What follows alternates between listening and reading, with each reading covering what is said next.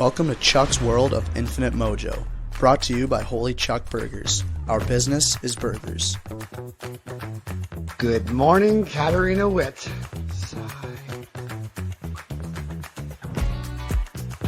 There's no such thing as bad boys, only boys with bad hair. Sponsored by Maxwell's Clothiers, your bespoke tailor since 1961. And now, your host of Chuck's World of Infinite Mojo, Chuck Bastie. And welcome back. This is another episode of Chuck's World of Infinite Mojo. It's been a while, but we're back and we're fired up. I'm Cam LaRock, your producer, and of course I'm with the man of the hour, the host, Chuck Bastie. Chuck, how's it going? Well, Cam, I'd like to say I'm doing great, but I'm not doing as good as you are because you've got some news to share with us. Yeah, I recently found out that this upcoming season I'm going to be working with the Sarnia Sting of the Ontario League. And I'm just couldn't be more excited. I'm going to be doing essentially just running the Jumbotron during the game, pulling graphics and a few other things, replays, stuff like that. But I've always wanted to get into sports broadcasting, and it's good to have a foot in the door. So I'm really pumped, Chuck. Thanks for giving me the opportunity to talk about it. Yeah, I'm really proud of you, buddy, because you and I have been together for 2 years now. Yeah, thank you. It would have been nice if you could have not gone to somewhere like Sarnia. You could have gone where these guys are. But at the same time, I understand at least you're not working for the London Knights. That's the one consolation. I was waiting for you to maybe bring that up. Peterborough that's maybe a bit out of my commute range. So I'll stick with Sarnia for now, but who knows? Maybe if I do some good work, the Petes will recruit me too. Yeah, obviously I've been a Pete's fan my entire life as well, and I'm really excited about having a former Pete on board. Kris King's on our show today. We're going to talk about the King Clancy Award, his contribution being a King Clancy Award winner back in the 90s with Winnipeg. And we got a whole new show planned for the start of the year as well. We're going to launch Hometown Helpers, which is our new initiative this year as well that I'm really looking forward to as well. But start of the hockey year, 24-25 is upon us, and I'm excited to go. Yeah, I'm excited too, Chuck. Let's get Kris involved right now. How about? All right, let's get him up. There he is, Kris King. Welcome to the show. Chuck, how are you, my friend? I'm doing really well, man. Thanks a lot for coming on the show. Good. I love your jersey, man. Yeah, I'm just get my maroon on. Tell me you don't have Domi on the back. It does, and it has Bastie on the back. It's got 35. But I was actually not I actually had a home and away, and I don't know what I've done with my home jersey, so now it looks like I'm only wearing maroon. But again, I want to welcome you to the show as well because I've been trying to have you on the show for years about this, and you and I have had conversations over the last 10 years or so about the King Clancy Award, and I just can't wait to dive into it with you as well. Just have a really cool conversation about making contribution, community, giving back, and all that sort of jazz. Well, with that kind of conversation and a few hockey stories thrown in there, this hour should fly by. All right. So let's get started with where you grew up and where you were drafted, how you made it to the Petes as well, a little bit of your background, how you became a tough guy in the NHL. Well, I became a tough guy because I didn't score enough, obviously. So, but actually, I grew up in Hornpain, Ontario, a little town, railroad town. But I guess there's about 900 people there. My dad went up to Hornpain from Gravenhurst and Muskokas on a transfer with the CNR Railroad, and he went for 2 years and stayed for about 18. So I grew up there, and we played a lot of hockey. A lot of my first hockey was outdoors because that's all we had was an outdoor rink. We moved to Muskoka when I was probably in Pee Wee, so I don't know, I was 11 years old. Played some minor hockey in Gravenhurst, and then played junior C when I was 15 for the Gravenhurst Indians. Was scouted by the OHL and was drafted by Peterborough in the 4th round. I don't even know what year that was. You probably do. 83. But went to Peterborough, made the team, and had a great career there. I actually left the Petes. During my time there, I was drafted by Washington. Never really had a chance to play with Washington. Played with their farm team in Binghamton for a couple months, and then was sent to the old International League. And at that time, I was probably not making more than 15 grand US. So I decided that that was it for me in hockey. I was going back to Peterborough to go to Trent University to school, and called Dick Todd, and he said, listen, give me a day. He moved one of our overages out. I came back and played with the Petes for my overage year. So about 3/4 of the year, we had a really good team that year. We went to the final, lost to the Sioux, and got a chance and signed with Detroit as a free agent, and played a year with Detroit, got traded to the Rangers, traded to Winnipeg, went to Phoenix when we moved, signed with the Leafs, played with Chicago for a year after I retired, came back for about 4 months, and a bad back and lack of ability probably spelt the end to a 15-year career. So that was my playing days, and loved every single minute of it. I think it's funny that you say it wasn't good enough, but you lasted 15 years in the show. And I'm gonna tell on myself there as well. Like when I first started playing with you, like 2006, 2007, I thought you were a goon. Thought you were a fourth line grinder, and I was really blown away with your skills. And that really kind of gave me, because there's Gary Lehman out there, there was Gertz that was playing. Even Rocky Dundas could really fire the puck as well. And all those, Darren Shannon was amazing, and all these guys that we play with as well. But I mean, like, I thought maybe you were just the guy who was just dropping the mitts. You'd be like a Jimmy Thompson sort of guy. Right. Yeah, and even Jimmy could fire the puck around as well. He lit me up like a Christmas tree more than once. But yeah, I mean, the talent level that you see, that when you're playing against the best of the best or the elite of the elite, when they call you a bottom six, there's a big difference between top six and performance and scoring. But there's roles that we all have to play as well. And having a great team revolves a lot about, obviously you need the metrics, you need your scoring, you need your goals against, that sort of thing as well. But I thought we'd talk a little bit about chemistry, about, being a team player, about being in the dressing room, starting in junior hockey, how to be a great teammate, how to give back to community. And then we'll fire away on the King Clancy next. Sure. Well, I mean, you hit a really valid point there. I think the team is only as good as all of its parts. I mean, I set the record that still stands in junior C hockey in Gravenhurst. I had 79 goals and 155 points in 30-some games, and I got drafted to Peterborough as probably a scorer, and somewhere between Gravenhurst and Peterborough, maybe in and around, who knows, Woodville, I lost my hands, and Peterborough had a pretty skilled team my rookie year, and I really wanted to go there. They had a university I wanted to go to. I was a good student. Mom was a teacher, grandmother was a teacher. My dad said, you're not just going to play hockey, you're going to get an education. And Dick Todd, who was a coach at the time and one of the best, and he said, if you don't do well in school, you don't play for my team. And he held true to that fact. The guys that went there and dogged it, sat in the crowd and watched the other guys play. So it's where I wanted to be. And at the time, they had a lot of guys that were first and second line guys, and I needed to do something a little bit different. I'd never fought prior to going to Peterborough. I remember, and it's funny things you remember, especially when you're 58 years old now, but I remember an exhibition game in the old practice rink in Peterborough. We were playing Guelph, and some guy cross-checked me behind the net in an exhibition game my first year. His name was Greg Royce. Probably name doesn't mean anything. But I dropped my gloves, and he dropped his gloves and grabbed me, and I started punching with my gloves on and didn't do too well. And I learned a lesson real quick that you actually fight without them on, and we didn't have visors at the time. So at that time, I was starting to understand I needed to be a little bit stronger. I needed to work a little bit harder.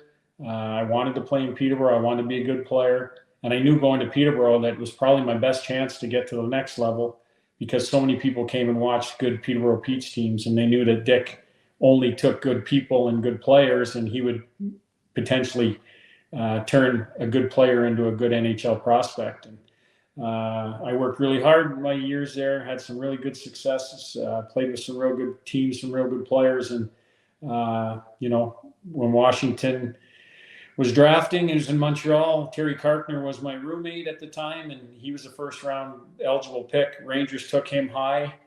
So we went there. My parents went there. I was rated in the 9th round, but we said, hey, what the hell, we'll go with Terry and cheer him on. And I remember it very quick. I was getting a hot dog somewhere around the fourth round. My dad came running up the stairs looking for me. He said, "Washington just called your name." And I'm there to laugh. And I said, "Dad, I'm not getting picked till tomorrow." And he said, "You just got picked by Washington in the fourth round." So it was probably the coolest day of my career, and it was a lot of fun. And things didn't, as I said earlier, didn't turn out with Washington, but my NHL career kind of blossomed after that. Once I came back to Peterborough, and Dick made me one of his leaders, and I realized that the little things that I did other than score helped me have a 15-year career. Leadership, being good in the room, doing the little things well, being tough, and obviously, as you talked about, probably giving back a little bit more than others. And you can really make a good career for yourself, both on and off the ice, if you use your notoriety as a professional to do good things and help people that need it. And it was just something that really worked for me, and was a big part of my professional career, and it has been ever since. You mentioned leadership as well. So the King Clancy Awards, obviously, for leadership and for philanthropy as well, giving back to the community as well.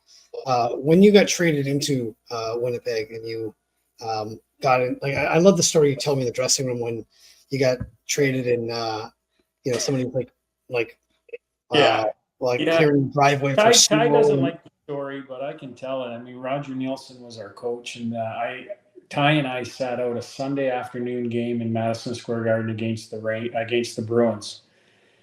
And I'm like, this just doesn't smell right. Like, I could see one of us not playing, but not both of us. So I went up to our PR guy, Barry Watkins, and said, "Barry, what the hell's going on here? Like, something stinks." He goes, I don't know. And so the next day we lost that day, and we were having a meeting, and Roger, Captain Video, always did the video. Well, that day he stood in the doorway, and Colin Campbell, who's my boss now, was the assistant coach. He was doing the video, and I'm like, kind of like, this is really weird.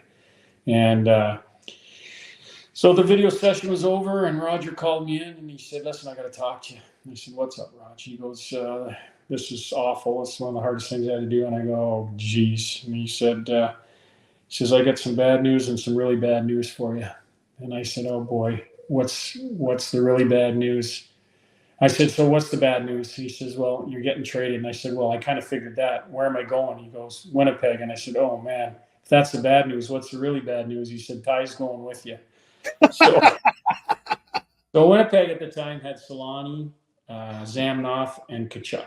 Three young guys, all made the team, all skilled guys. And they'd been through the league once. And now when they started to play like the Vancouvers and the Calgarys and the Edmontons, they were just getting beat on. They knew that if they leaned on these young guys, that they could probably slow them down. And so Mike Smith, who was the GM at the time, wanted some toughness. And not only was he able to get one of us from the Rangers, he got both of us. So Ty and I got traded for Eddie Olchuk. And I remember we wake up in the morning, the car they gave me, because we got in there, like the guys were going golfing on the day that we got traded. It was like, I don't know, the 27th, 28th of December, and there was no snow in Westchester County, and they were having lunch and going golfing, just hit some balls. And we landed about 12:30 in the morning in Winnipeg, and it's minus 50 degrees. John Paddock's got that Carmen coat on. You can't even see his face, right? Gives us keys to a rental car, and I got up in the morning and wanted to get to the rink early, and it wouldn't start, so I had to get a cab. And it was like, what the hell's going on here, right? But once you finally got into that market and realized how important it was to the people there to have a good team and a team that worked hard, it was the best place for me. It was my favorite 4 years. But the next day you open up the paper, and on the front page it says "Goals for Goons," right? Like, That's nice. Yeah. So anyways, it was, and again, I got to be captain of the Winnipeg Jets my last year, and a lot of it was more of what I did in the community and off the ice than on it. And the team was leaving to go to Phoenix, and they needed somebody that could walk into a dressing room and talk about it and not have to worry too much about the game. And it was right up my alley, and spent a year talking about a lame duck Winnipeg Jet team, but it was probably my favorite time in my career. Small town NHL from a small town Northern Ontario guy, and Great friendships still with the people that I met there, and a lot of it was off the ice and some of the charity work that we did. You know, my wife and I were always involved with Goals for Kids, which was their big charity endeavor with the Jets. Every player on the team had their own charity endeavor that they did, and we'd all help each other out. And mine was Ronald McDonald House and Labor Day Telethon, and met some really great kids and families through it all who we're friends with to this day. And just carried that on whichever city I went to. And it was there that I was nominated for the King Clancy, and you know, it was quite an honor just to be nominated. But then being told that you won it, and going to the awards and giving a speech at the NHL awards, and going to the NHL the Hockey Hall of Fame and seeing your name on that trophy with some great people is incredible. I joke that I snuck in the Hall of Fame the back door, but this is pretty special. It's a beautiful trophy, and Look at how young you were there. You look at the people that won it. You know, Jerome McGinley, Adam Graves, Kelly Chase, just some really good people, and it's one of the most proud things that happened to me in my career, and something that I'll always remember. You know, it's funny because like Kelly Chase still does charity work, even though he's finished a long time. He was on Battle of the Blades. Adam Graves, you know, has his charity out in Oakville as well. Was it Dream Street or I forget what it's called? Yeah, he's got these. It's Smile. It's Smile Golf Tournament. Yeah, he does a wonderful job and still does it. You know. And I mean the difference between, you know, I get the fact that hockey players are pulled 30 different ways, you know, to Sunday, and you know, especially in a small town like Winnipeg. I grew up just outside of Winnipeg, a little town called Beausejour. My dad was in the armed forces. We were at our station. And so that town was just all about the Jets, and losing the Jets was just like a gut punch that they just recovered from for the longest time. But at the same time, like we used to have like volunteer fire departments where like guys like Mo Mantha would come out, and Scott and all the first Jets, Lindsay Middlebrook, Brian Hayward, all these guys that we meet in these small little towns in Manitoba, like St. Malo or Steinbach, you know, or Selkirk, any of these little places. We would drive miles to go see these guys as well, because they're our heroes, right? And when we see guys like yourself, and they took the time out, they'd squat down on their knees, because I'm 7 or 8 years old at the time.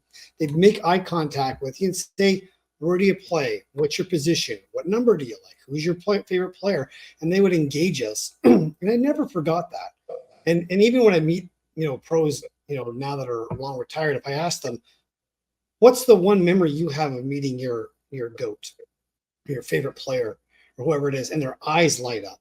And they're like, Gordie Howe, he gave me an elbow. Or you talk to Jeremy Roenick, and he'll tell you about the time Gordie Howe came by and shoveled snow on top of his head, you know, when he was with Hartford at the end of his career. And those moments that we just remember as well. But it's really the giving back into the community as well that makes you guys human, that gives you the edification of connecting to community as well. So I just thought we'd talk a little bit about, you know, you winning the King Clancy, what the charities you were. What was the thing that made you want to do that? And what was the impact that you see in the ripple effect of how that changed lives? Well, I really think it goes back, for me personally, is how I was raised. My dad was always a volunteer. You mentioned volunteer fireman in the little small town. He was a CNR railroader, worked real hard, always on the town council, put the highway in. There was a big part of putting the highway into this little town. Was always involved in minor hockey, was our coach or trainer or driver or whatever it was. Mom was on the ladies auxiliary. So they were always giving back, and that's the way we were raised. And it was just the right way to do things. And when I went to Peterborough and had a chance to understand what kind of better hockey was all about, Dick Todd was a wonderful man that said that we're going to do things in our community. We're going to go to the public schools and read books to younger kids. And we're, you know, and it was all about getting more fans and getting the Petes into the community, and knowing that they're just really, you know, good people from all over Ontario that are now playing in this town of Peterborough and are proud to do it. And so I saw a little bit of it there, but then when I got to the pros and you've actually finally made it, there was a lot of good things that you could do with your notoriety. And again, there's certain teams were better at it than others, and there's some really good teams now that give back so much and have great causes, and it's not easy to do, Chuck. I mean, it's when you're playing, there's your coach wants you to be healthy, and they want you to be at your best, and they want you to help them win games so they can continue to coach and that your team can continue to get better. You put on a good show for your fans, and you can climb the standings and potentially get a chance to lift the cup. Well, I never got a chance to do that, but I got a chance to do everything else. So somebody that plays hard, does the little things that other guys won't. I truly believe my career extended probably 4 years longer because I was able to do some things in the community, and I was really well known for it, especially in a place like Winnipeg, in Arizona as a first year team there.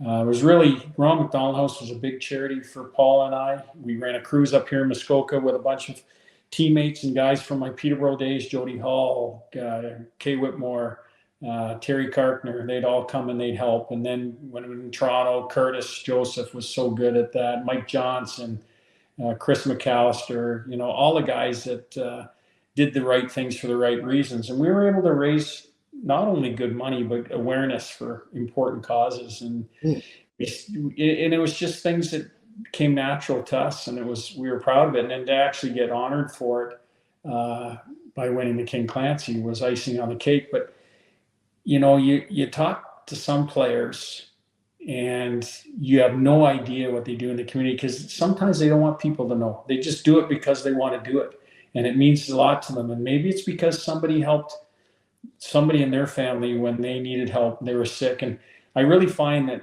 hockey's a little bit different than some of the other sports.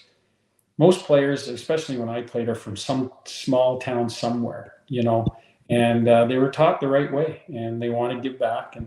And our league now, being an executive with the NHL now for 24 years, I see some really good young players in our game that do the right thing. And that really is promising for us. I mean, any of these guys, the hard part is one of these guys wins. You know what I mean? One of them wins. And I got to choose, I got to be part of the choosing of the winner this year. So I read 12 stories from the top 32 guys that were picked in the top 12, and they talked about what they did in their markets and every single one of them I wanted to put a check mark beside. And I'm sure if I read 32 of them, I'd put a check mark beside, because some of the things that these guys did was incredible. But they asked some of the ex-King Clancy winners. Gary Bettman votes on this. I think Coley Campbell does a bunch of executives. But to actually now ask the guys that have won it in the past to be part of the process to pick because we lived it. And some of these stories, Chuck, you wouldn't believe it. Like, when you talk about doing the right thing for the right reason, there's a lot of money that these guys raise for the right causes, and so important causes. And some of them are like Austin Matthews. You look at Austin Matthews on there, Jack Eichel. You know what I mean? A guy like Tom Wilson. You would not believe what this guy does on a daily basis. It's incredible. Cale Makar, best defenseman in the league, still has time to do the little things. Like Dylan Larkin. What are you dealing through? Like, oh my God. Yeah. And they all have personal issues sometimes that they deal with too, but they just do the right thing. And it's really great for our game that our guys are honored for it. And again, it would be fantastic if we could give 32 King Clancys every year, but being nominated to these guys makes them quite proud, I'm sure of it. I'm amazed that you picked an Islander. I know Anders does really good work, but me being a Flyers fan, I got a real contempt for that one, but I'm being facetious, of course. We had Scott Lawson on the show in March, and I love Scott. Great player. I just love him. Like on we're talking about the King Clancy nominee with him, and it's just like, where do I start? At which end of the spectrum do we go, left to right or right to left, or which cause don't you support? Because he's got an LGBTQ component that has free seats there. He works tirelessly in the community.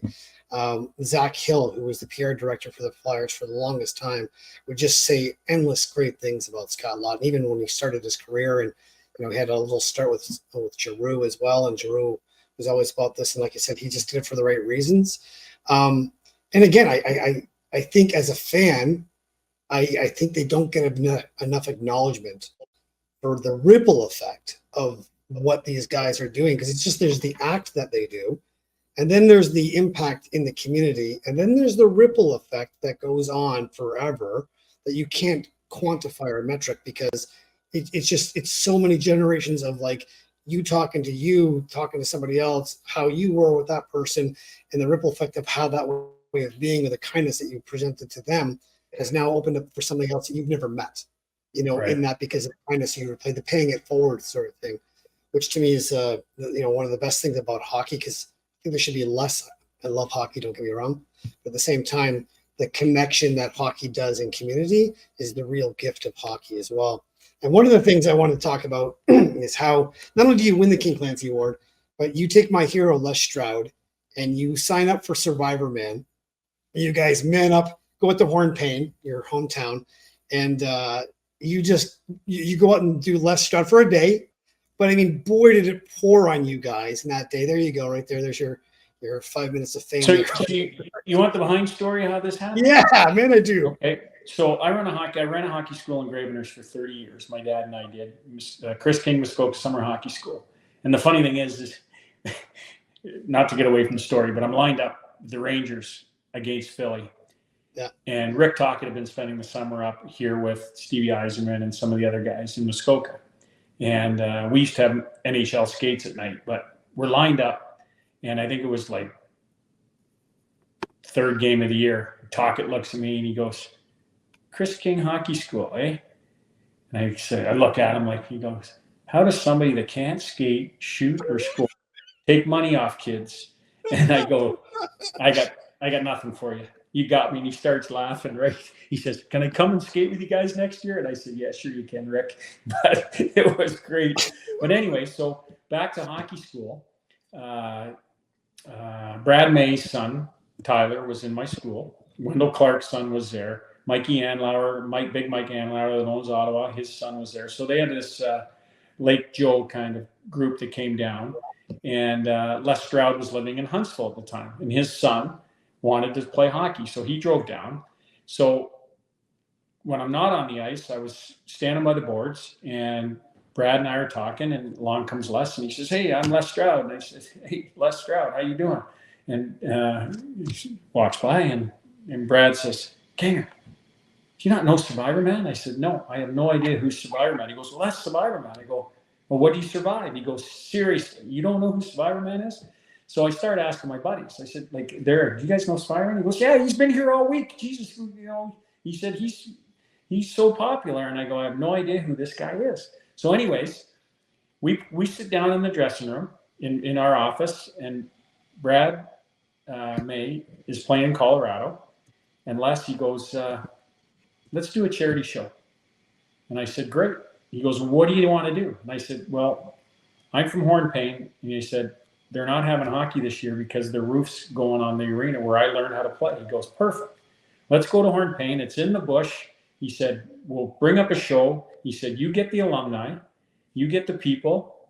Brad, you get us there. Because his buddy, Brad, has really, good friends who had a jet. And so I was doing work with a charity. Oh, my God. Canadian Tire. Anyways, Jerome McGinley does it, but it'll come to me. So the guy that was running it, pardon? Jumpstart? Kidsport. Okay. It was Kidsport. So one of the guys that worked for Kidsport, I called him and I said, listen, Survivor Man wants to go to Hornpain with Brad May, Kris King, and we're going to shoot a show, but we're going to raise money for the arena, for the town. He goes, fantastic. So he started. He says, I gotta get after the government to get some grants because it's going to cost us almost $200,000. And he says, but he gets back and he says, if you guys can raise, like a third of this money. They'll match. They'll give the rest to do the job. So we said, okay, we need corporate people. So we started to send out some letters, and we got some corporate people. We made about $75,000. We got an air company to fly us up. Brad had his buddy fly him up. We had a few other guys in the league go up. We had a couple of referees, Steve Monitor, a couple trainers. We went up. We met at the arena. Anyways, so we go to the small town, and here's the local boy done good coming from there, plus a bunch of NHL stars. Everybody runs by us right to Les, like everybody. He's the star. And another time we did a fishing tournament. Mike Gartner just got in the Hall of Fame. Me, captain of the Winnipeg Jets, we're going back to Winnipeg to do a fishing tournament, and Les Stroud's with us. We land in Winnipeg Airport, and he, again, Hall of Famer, number 3 all-time scorer, last captain of the Winnipeg Jets, and Survivor Man, and we get knocked over, and they're asking us to take pictures. Mike Gartner and I take pictures of Les Stroud with all these fans, but what a good guy, like a lunatic, but a good guy. You can see why you like him. But we've had a great friendship, and I know he's on. We went up there. We put the roof on we did the show. It was hard. Like, we were supposed to stay the whole weekend, and the weather. It was like 90 degrees in the bush. We split into teams. They dropped us off at different spots. We had to find caches by using our different things that we had talked about. We had to start a fire. We could pick different things: food, fire, fishing rod, like line and stuff. And some guys took rice and beef jerky and didn't take a tarp, and they got drenched. What's up with these guys? But what I don't know, like, Brad May's group, they got lost. Like, they legitimately got lost. GPS we made our way out. Unless this has become a survivor show. We have to go find this 4 hours. So the tracker, the moose tracker that knew the land, unless they found them. But it was. Brad was not happy about that at all. He wasn't happy about it. But it was so cool. We had such a great time. The town loved it. They got a new arena and a dehumidification unit. Such a great time. But just Les wanted to do something because he was so successful. He wanted to give back to a small town. So that all started in dressing room 4 in the Great Mercy Arena during my hockey school, and that's we had such a great time. Having spent a little bit of time in the dressing with you as well, there's one spot in that where I'm watching this, and I'm just like, oh, Kris is in this. This is great. So I'll watch this.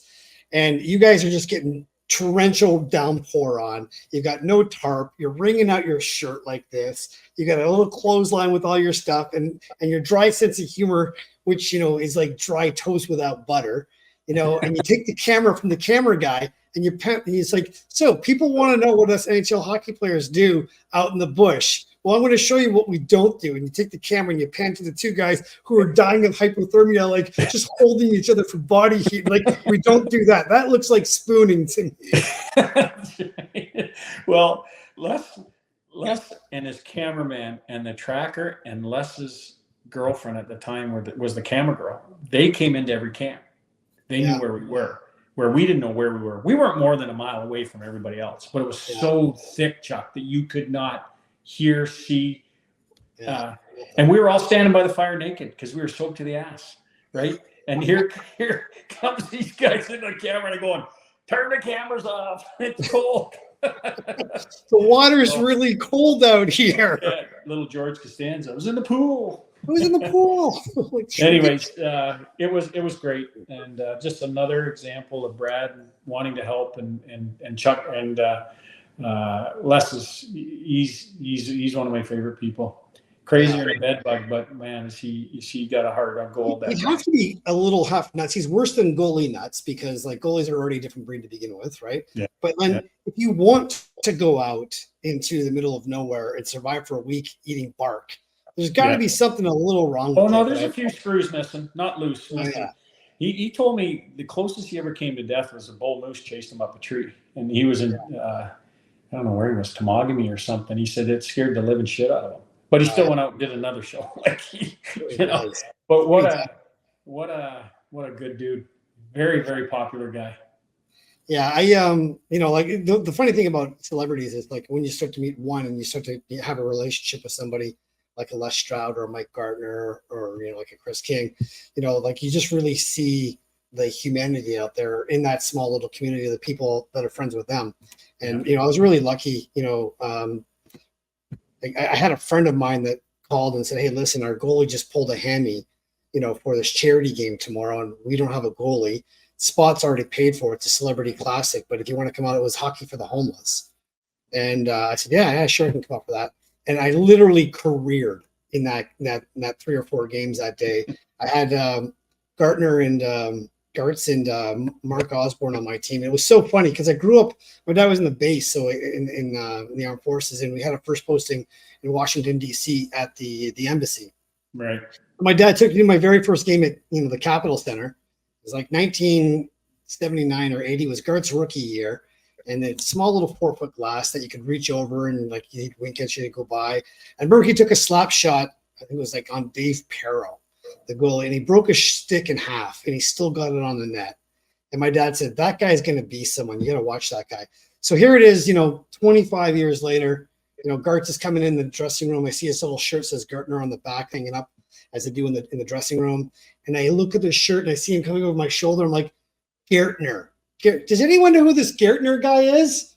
And Mike comes in behind me. He's like, "Yeah, I'm Mike." There's Gartz there with Ozzy, me dressed like a clown. And I'm just like, so are you one of our pros? And he's just like, "I am." So where did you play? He's like, "Well, I played a little while for Washington. I bounced around from here." So modest, right? And I'm like, so how many years did you play? He's like, 20. I'm like, "So why didn't you play 21?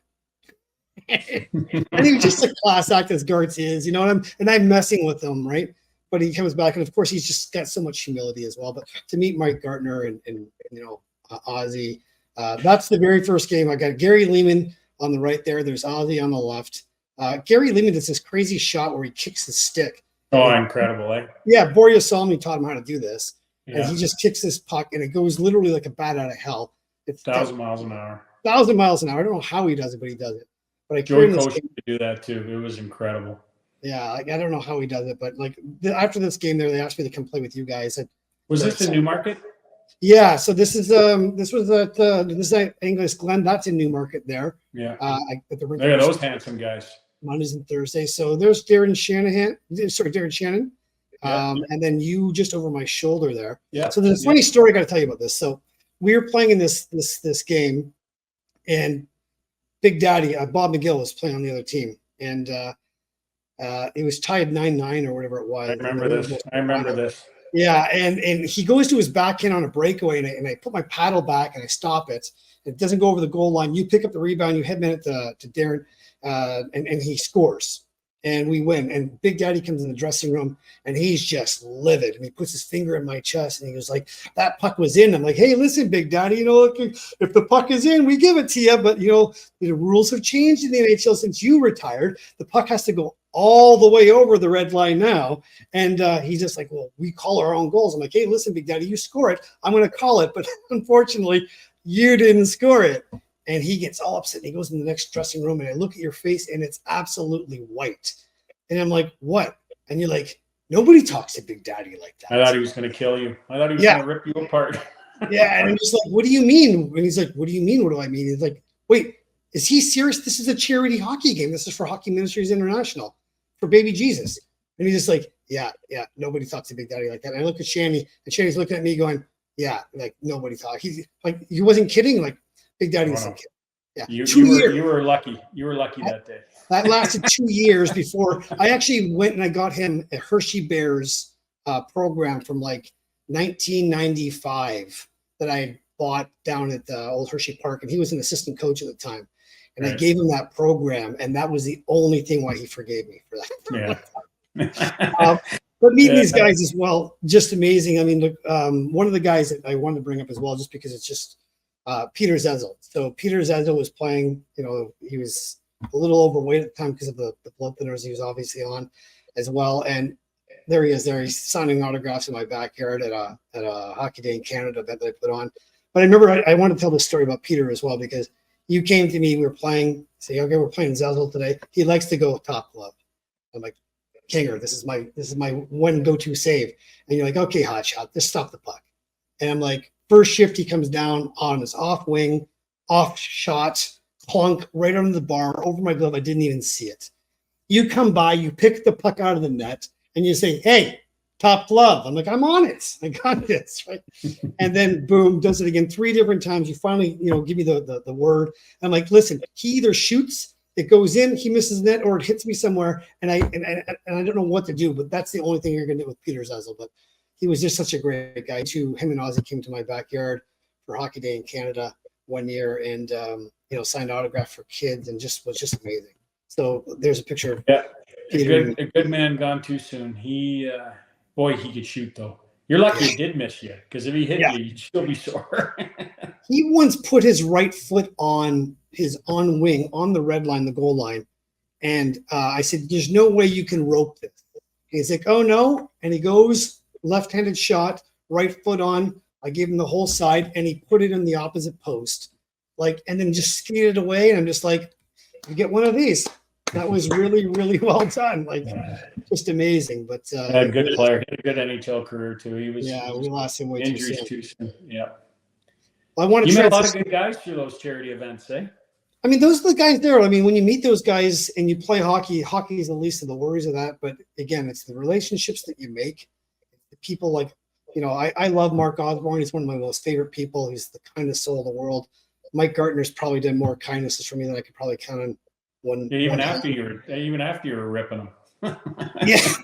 I remember one time it was Monday morning, and I was playing poker in Port Perry all night long. And I had to play on Monday, so I brought my gear with me, and I would sleep in the parking lot in Newmarket. And Jarvie would come by, and he would knock on the glass, and he would wake me up. And then one time I didn't have the leg strength to walk to the rink, so I parked in the handicap spot. And Garth comes up to me and goes, "Hey, so is that your truck in the handicap spot?" I'm like, "Yeah, I'm a goalie." 8 o'clock in the morning on a Monday, handicap spot basically means for the goalie. And he looks at me like this, and I'm just like, was I mistaken about that? And he doesn't say a word. He just goes, and I'm like, okay, I won't park there ever again. I'll be right back. Yeah, I'll be right back. Because when Mike Gardner tells you to move your car, you move your car. Garrett's such a good man. He is. So I wanted to actually pivot around to our good Peterborough Petes, because we had such a great year 2 years ago. We went to the Cup final. Yeah. Wins the OHL. I'm going to give a big shout out to my Petes over here.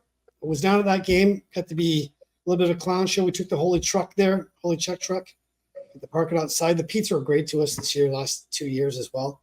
But I get to put all my Pete's gear on and my mask, and look at the flow on this kid. He could be my son. Did you do a DNA test?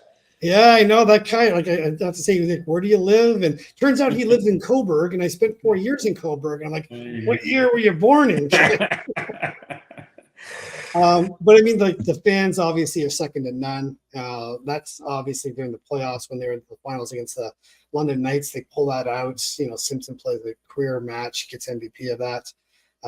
Got to be able to wear my bucket. It's funny. I'm walking down the aisles with this thing here, dressed up like this, and everyone's going, "Hey, the game's about to start." I'm like, "Yeah, I pulled the hammy. I can't make it to the game tonight.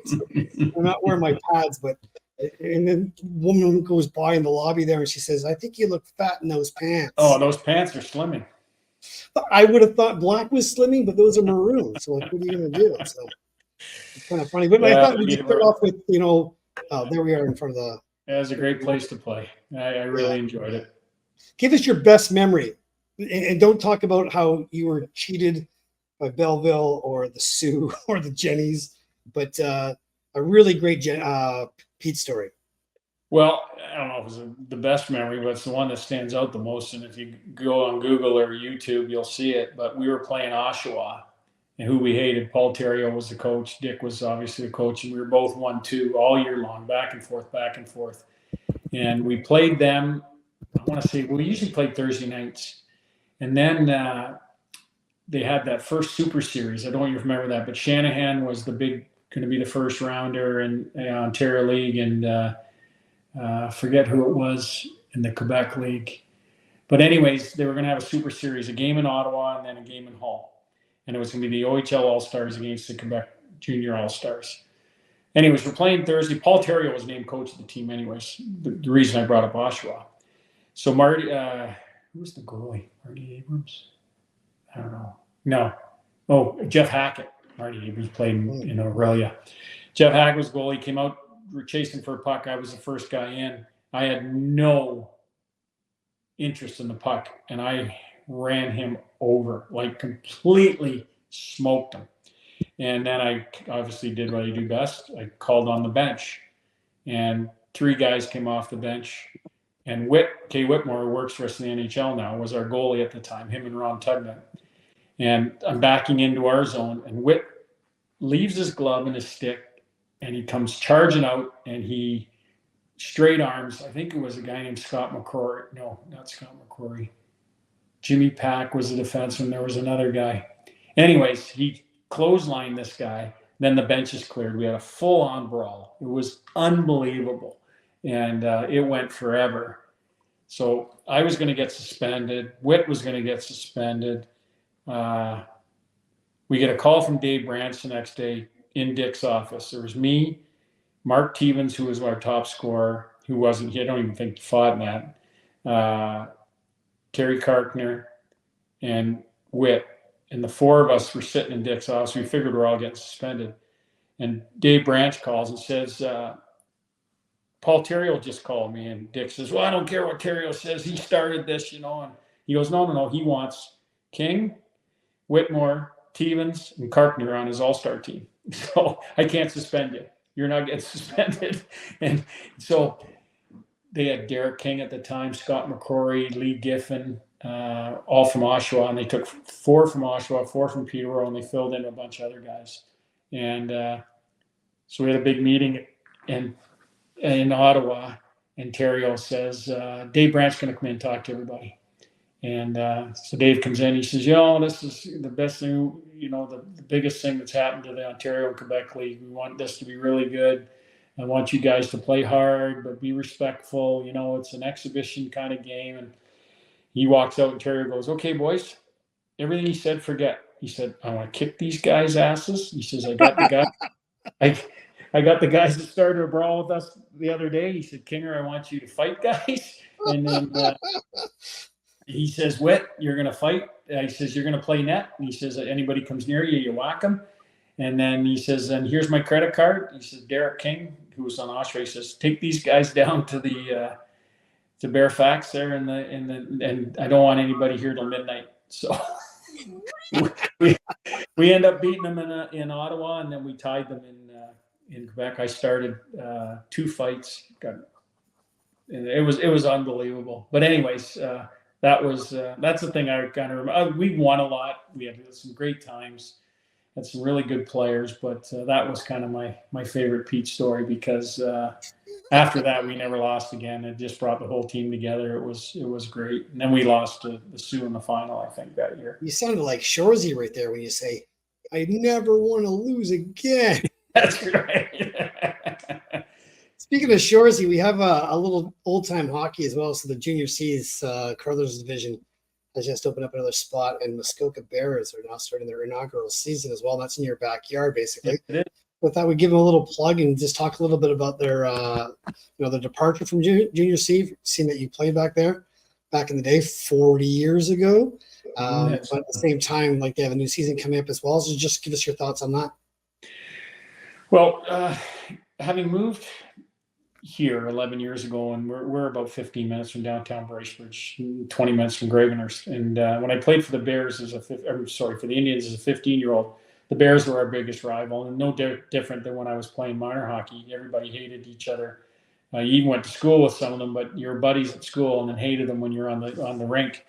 But it was really good hockey at the time, and it was, you either played Junior C or you came down your guys' way and played Junior B, or you played Tier 2 Junior A in Aurelia or some of these other good teams. And so I got drafted out of Junior C, but that league kind of dissipated up this way in Northern Ontario for a while. And then they all became that Tier 2, they called it the Outlaw League, where there was more than the required amount of overages, and kids were coming from Europe and you had to pay to play. And it just didn't work in Bracebridge. So a bunch of the local guys that I grew up with and played against, started the Bears again and asked me to get involved. And we have a brand new arena here opening actually in a couple of days in Bracebridge that they're going to play out of, and help them design the room and different aspects of the new build, and gave them some advice on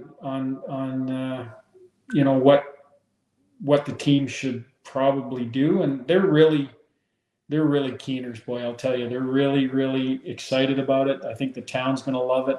Just growing up in small towns and somebody to cheer for is really good, especially for the young players. And they are taking a bunch of local kids. That was part of their mandate, and they wanted to make sure that they did that. So I think it's going to be fabulous, and I'm looking forward to getting to some games. They asked me to drop the puck on Saturday, but ironically enough, I'll be doing my other favorite thing, fishing. So I won't be there, but it's going to be good for the town, and I'm excited to see how it starts out. It's going to be tough in the first year. There's some good teams, but they've got a good coach, Jason Daw, that actually was a Pete, right, and played in the NHL. He's going to coach them, so they've got that going for them right away, and they're going to have a lot of town support. So it's going to be great. It's going to be really good. That's the one thing I love about junior C hockey is they're all small towns for the most part. A lot of volunteers there, but I mean these young kids that they're coming up from minor hockey inside of these circuits, they look at these junior C kids like that they're the big, the big deal in town, and these young kids kind of aspire to be junior C kids, and you want them to kind of come up and then be APs in their first year, get 10 games or whatever like that, But again, like you said, it's really about just creating the dressing room, creating the culture, making sure that everybody understands what work ethic is, like how to be a professional, like how to show up for your teammate, how to actually, help other people out inside of that, which to me, again, goes back to, the veterans that, have been through all that. Right. You can teach X's and O's all you want for hockey, but the real basis of that, and especially in small towns, comes from culture. Right. And again, one thing I love about the Pollock division that we have here in Kincardine, the junior C circuit, is like we're all friends with the guys off the ice. As soon as the game's over, we go upstairs with beers. Everybody knows each other, and you just sit and talk, and you collaborate on what you do for fundraising and what you have for community and how you can help each other out. Because you realize it's not about the hockey. You realize it's really just about you representing the community, and how do you make your local businesses stronger? How do you be able to give back better? How do you be able to inspire young kids as well? Which again goes back to Hometown Helpers, what we're doing here, and the King Clancy Award as well. I did want to go before we segue back, but I wanted to pull up the video that you were on Rogers Hometown Hockey with my friend Ron McLean and Tara Sloan, who we both had on the podcast. And Cam's going to cue that us up for us as well, because you have this one clip that I took out that I really loved about really what it is to give back as well. And there's a couple other funnier clips as well that we can kind of talk about as well. Cam, you want to cue those up? And yours, muscular dystrophy. You did 5 charities at one time. That's why you won the Clancy Award. But tell us about this relationship. Well, the Wallners were people that I met when I was emceeing the muscular dystrophy telethon, and Chrissy was our poster child at that time. And just before the event, she actually broke her hip. And the first time I met her was in the hospital, and we just kind of hit it off from there. And the next year, she was able to do it, and we've been friends ever since. My daughter and her are both 30. They're best of friends, and Paul and I and Carol and Joe continue to be the best of friends. And to be able to come here yesterday and have dinner with them and catch up was just a great opportunity for me. And again, like I look at that and I watch that, I just, I got no words, because, like you can talk about what hockey is and off the ice, like the difference that makes. Very few people can remember how many goals you scored or, how far you went, but they can all remember a moment like that. Well, Chrissy, when I first met her, she, she was in the hospital. She broke her hip, and my kids have never seen her without her wheelchair. She's always been in a wheelchair, but they don't even see the wheelchair, Chuck. That's what's really cool.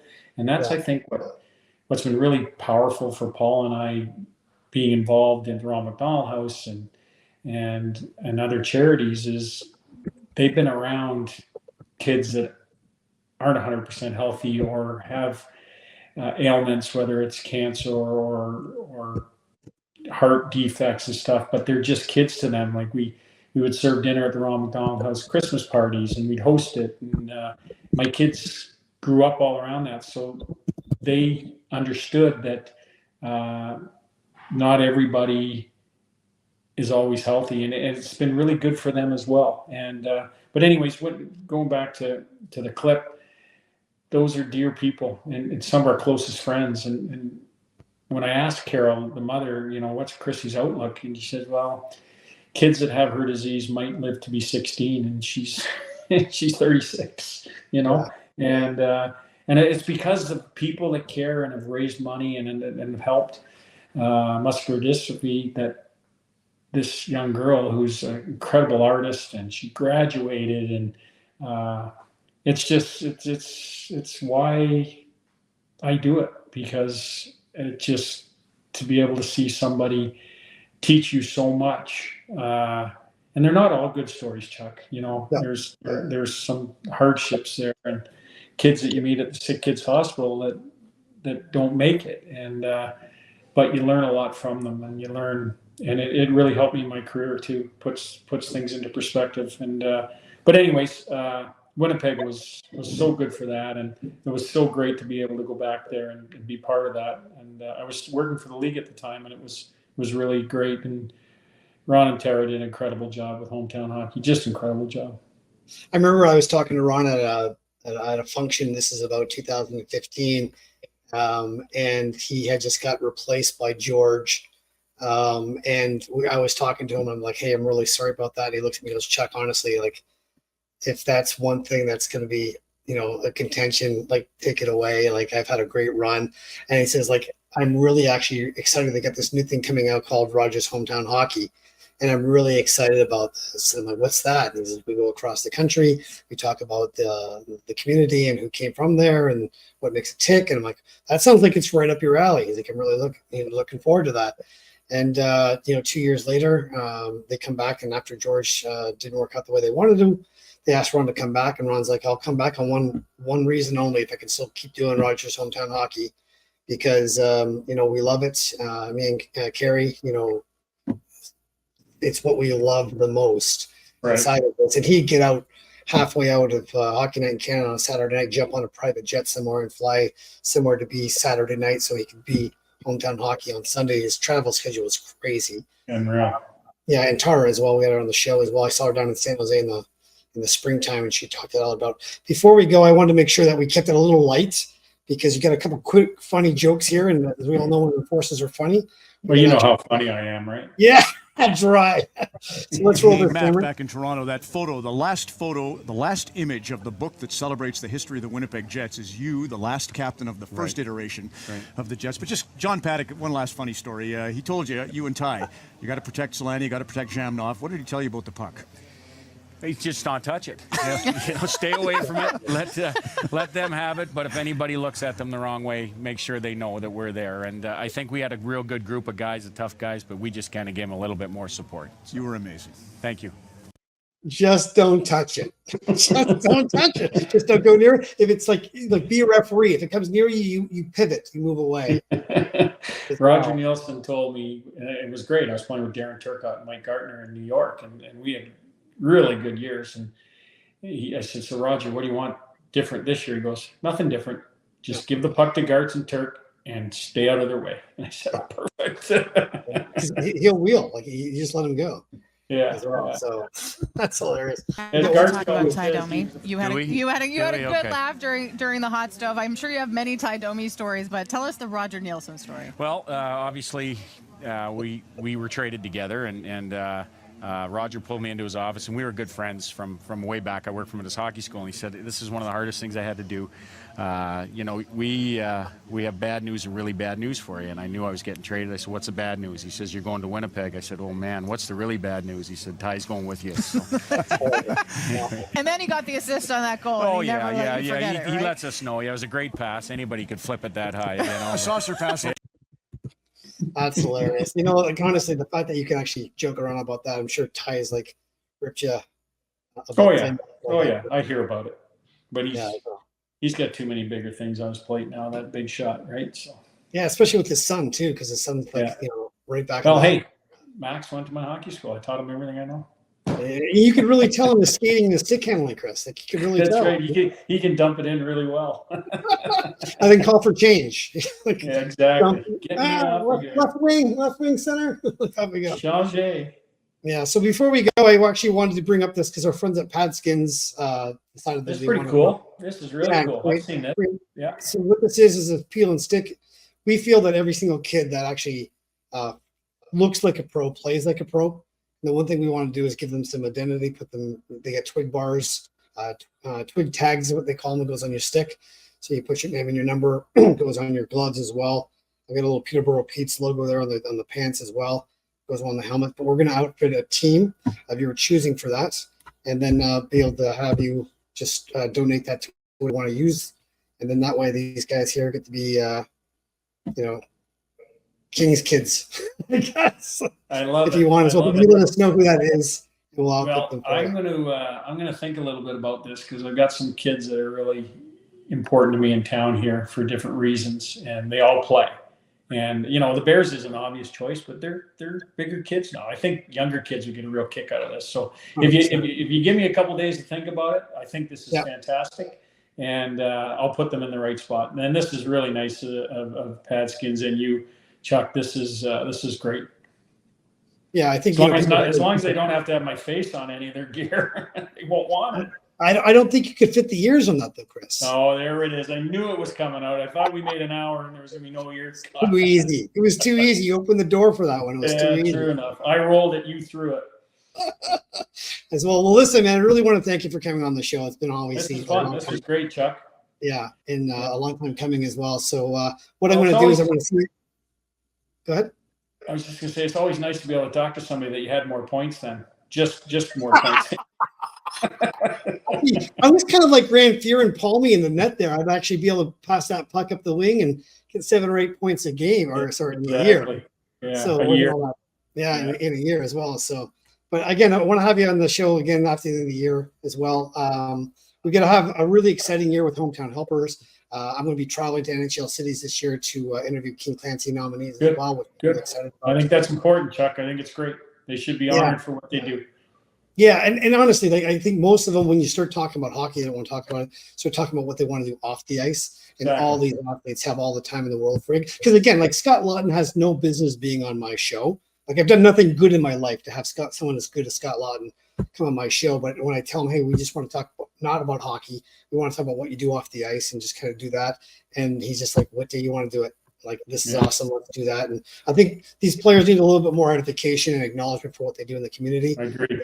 That it makes as well. And like you spearheaded it as well. So just want to give you your due where credit was due.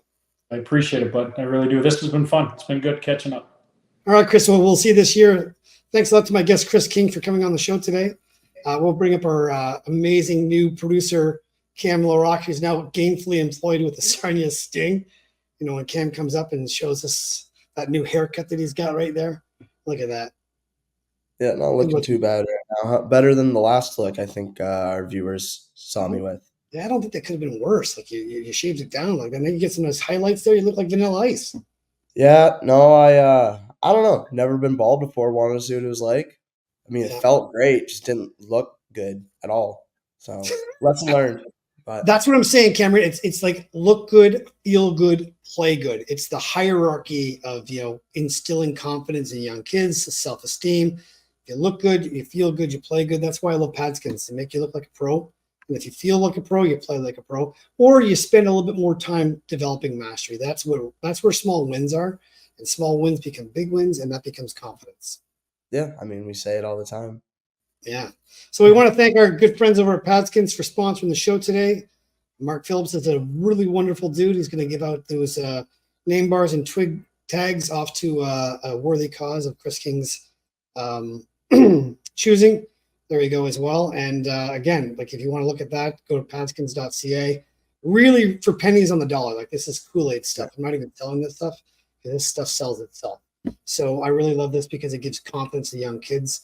And that's what hockey is really all about. You say it's about hockey, but really it's about giving kids the ability to get confidence, give them life skills, be able to have them have wonderful experiences and great teammates and how to be a great teammate. That's what hockey's all about. So I want to thank you for joining us today on Chuck's World of Infinite Mojo as well.